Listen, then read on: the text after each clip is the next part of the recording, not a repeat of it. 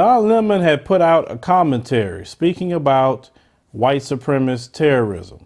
And he was speaking on those who are the greatest threats to America. Now, I've talked about that many times based off of what the FBI has stated themselves. Not me making it up, but what the FBI has stated. Now, a lot of them got upset. That's on the far right, the Trump crowd, got upset that Don Lemon said this.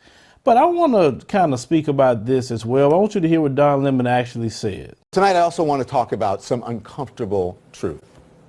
The truth about who really carries out domestic terror attacks in this country. Earlier this week, I made some comments about that in a conversation with Chris. I said that the biggest terror threat in this country comes from radicals on the far right, primarily white men. That angered some people. But let's put emotion aside and look at the cold, hard facts. The evidence is overwhelming. A recent report from the Government Accountability Office shows that. Even though more people died in attacks connected to Islamic extremists, the vast majority of deadly attacks in this country from 2001 to 2016 were carried out by far-right violent extremists. The Washington Post, in writing about this today, cites a 2017 report from the Nation Institute's Investigative Fund. It found that far-right plots and attacks outnumber Islamist incidents by almost 2 to 1. The Anti-Defamation League says that homegrown extremists of all kinds killed at least 372 people in the U.S. from 2007 to 2016. Right-wing extremists were responsible for 74% of deaths. Left-wing extremists were responsible for only 2%.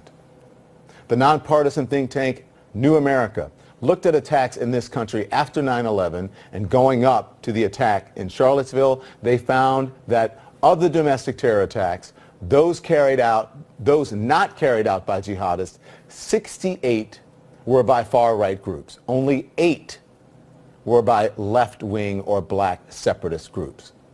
So let me break that down for you even further. Their analysis shows that for every 8 deadly attacks by right-wing extremists, there were 1 by left-wing extremists. Those are the facts. So people who were angered about what I said are missing the entire point. We don't need to worry about people who are thousands of miles away. The biggest threats are homegrown. The facts prove that. So you heard exactly what Don Lemon stated, and factually speaking, he's right. Now, I thought it was quite interesting they had on there black separatists, black nationalists, and black supremacists. There's no such thing as black supremacy or black supremacists. That's first and foremost. Show me how black people are supreme over anything in this country. They don't run no institutions. They can't discriminate on anyone based upon race. They can't. Show me how black people could go to the banks and say, you know what, I'm going to discriminate against white folks because they're white. And because we black, we control all the banks. You know, that's just not there. And then you mentioned black separatists. What are you talking about? I mean, I just thought that part was interesting right there. But let's focus on Don Lemon here for a minute. Now, Don Lemon has this commentary all of a sudden. Now Don Lemon and CNN wants to put out the facts on this. Question, why now? Why now? Oh, some of you say, well, what happened at the synagogue? True. Why now? It's been going on for hundreds of years. We've been made that assessment and said that, and we have experienced that as a community for hundreds of years. We told you white supremacist terrorism is the greatest threat to America because we lived it. Hell, you just had a young brother on the 17th of October hanging from a tree because of white supremacist terrorism. But now Don Lemon comes out and say that now? No, he's saying it because it happened to Jewish people. But when it was Dylan Roof, he didn't come out and say that, did he? He didn't say that at all. Why did he mention that when the 9 people was killed in South Carolina? Remember, this is the same Don Lemon that was antagonizing black people in Ferguson. Remember that? He kept antagonizing, saying little slick things to black people. When black people was suffering, black people was in pain about what happened in Ferguson. That same Don Lemon. How many times Don Lemon has said things slick and underhanded about black folk?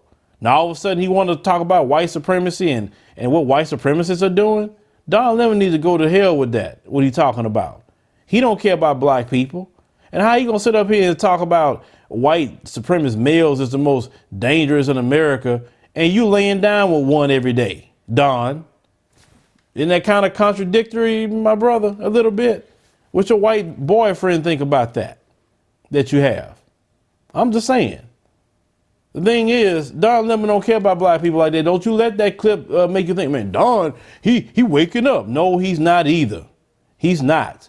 I've been seeing this whole response to what happened at that synagogue. Oh, everybody talking about white supremacy. Everybody talking about how white supremacists are doing this and doing that. But when they were killing black folk, oh, well, you know, y'all bringing up the race card. Y'all need to get over that. Slavery is over. And all the things they keep saying to black folk. No, as a community, we got to call these folks out when we see this.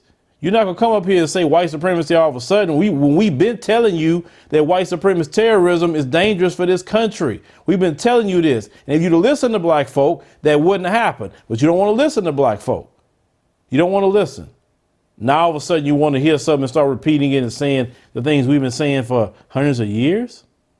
No, Don Lemon, Even that Kanye West situation that he did on that network. Did I agree with what Kanye West is doing? No. But I wouldn't dare get up there on CNN and start talking about any black man that way. I don't care if I disagree with him.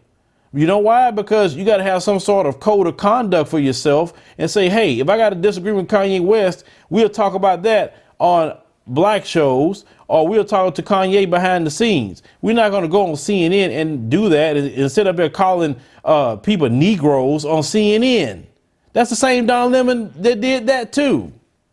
So no, Don Lemon, no, sir. No, sir. Don't you come out here talking like that. You can't play both sides, at least with me. And you definitely can't play both sides with the new generation of black people. We see right through you. You look at everything that you stated in the past and in the present. So Don, no. You should have left this commentary alone, and they had every right to be upset with you because you haven't been consistent. If you was consistently saying this all the time, if you was consistently saying what you said in this piece, when it was constantly happening to black people, when the police are doing things to black people, if you're consistently saying that, then I'll be big upping you right now. But no, I'm not. I'm not. Because this whole piece is just phony, in my opinion. Well, leave me a comment. Let me know what you think about this particular piece from Don Lemon. But, you know, Don Lemon, like I said, don't y'all let black folks play with y'all.